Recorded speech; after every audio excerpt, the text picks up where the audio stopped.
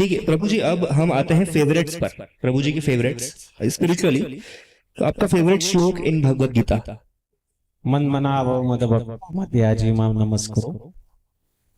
ये ऐसा श्लोक है जो गीता में भगवान 2 बार कहते हैं। एक ही श्लोक है ये जो गीता में 2 बार आया है। एक 9वें स्कंद के अंत में आया है, एक 18वें स्कंद के अंत में आया है। और इसका तात्पर्य है कि भगवान खुद डायरेक्ट इंस्ट्रक्शन दे रहे, रिक्वेस्ट नहीं कर रहे। मत मना, आपका मन मुझ में लगाइए, मद भक्त, मेरी भक्ति कीजिए। तो यहाँ पर सब डाउट क्लियर करता है भगवान, इसलिए ये श्लोक मेरा पर्सनली बहुत फेवरेट है जी। तो दोनों 2 अध्याय में आया ये, एक कौन से? एक 9वां और एक 18वें अध्याय। 9वें अध्याय में 18वें अध्याय। जी। प्रभु जी आपका फेवरेट श्लोक इन श्रीमद् भागवतम, और क्यों? अब उसका रीजन भी हमें बताना पड़ेगा, और कोई सा एक ही। अब आप कह रहे हो कि सागर को गागर में उतारो, तो ये थोड़ा मुश्किल होता है। लेकिन फिर भी अगर आप सुनना ही चाहते हो तो ये श्लोक 3 स्कंद में आता है। उद्धव जी भगवान का स्मरण करते हैं और कहते हैं, अहो बकीयम स्तन काल कूटक जिगाम से या अप्याद अप्यसादवी लेवे गतिम धात्रीम उचितम ततोन्यम कम वा दयालुम शरणम व्रजेम।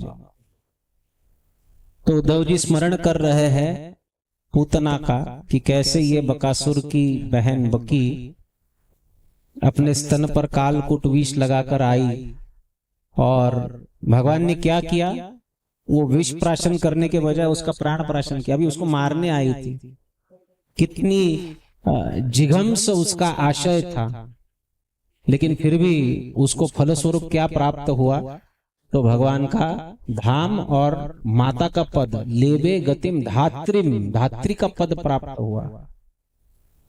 तो उद्धव जी पूछते हैं, कमवा दयालुम शरणम व्रजेम, इससे और कोई दयालु हो तो बताओ, मैं उसके शरणागत हूं। और ये वही श्लोक है जिसके द्वारा सुखदेव गोस्वामी आकर्षित हुए थे। वैसे तो सुखदेव गोस्वामी जन्म लेते ही वन में चले गए, व्यासदेव जी के पास रुके नहीं। तो व्यासदेव जी उनको आकर्षित करने के लिए अपने कुछ शिष्यों को ये श्लोक सिखाकर भेजे थे, जिसको सुनकर सुखदेव गोस्वामी, जो कि सर्व उपेक्षक मुनि थे, ब्रह्मवादी थे, आत्माराम थे। वो बचपन से भक्त नहीं थे? नहीं, वो पहले ब्रह्मवादी थे। तो जब देखिए, बिना भागवत सुने कोई भक्त नहीं बन सकता है, लिख लो। कोई भक्त नहीं बन सकता है बिना भागवत सुने।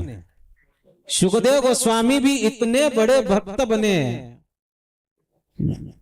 12 महाजनों में एक आए। क्यों? भागवत सुनने के बाद। बिना भागवत सुने कोई भक्त नहीं बन सकता।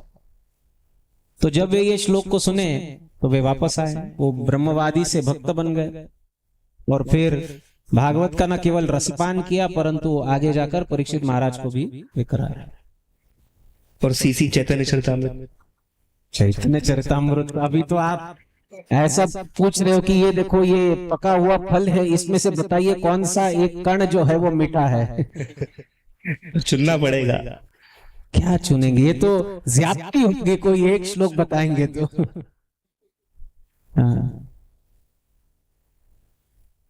खाईते सुईते जता तथा नाम लय, देश काल नियम नाई सर्व सिद्धि है। ये नाम के महात्म्य को प्रस्थापित करने वाला श्लोक है, और न केवल नाम के महात्म्य को स्थापित करता है, एक साधक को इतना फ्रीडम दे देता है कि खाते हुए सोते हुए जैसे तैसे नाम लो। देश का नियम नहीं है, काल का नियम नहीं है, जा हो कहा पर बस नाम रटो, हरे कृष्णा कृष्णा कृष्णा हरे हरे, हरे राम राम राम। सर्व सिद्धि हो। ऐसा नहीं कि जितने प्यूरिटी के साथ ले रहे हो उतनी सिद्धि होगी, नहीं, जैसे कैसे लेना सर्व सिद्धि हो। तो ये भक्ति की और इस प्रोसेस की महात्म्य को स्थापित करने वाला श्लोक है।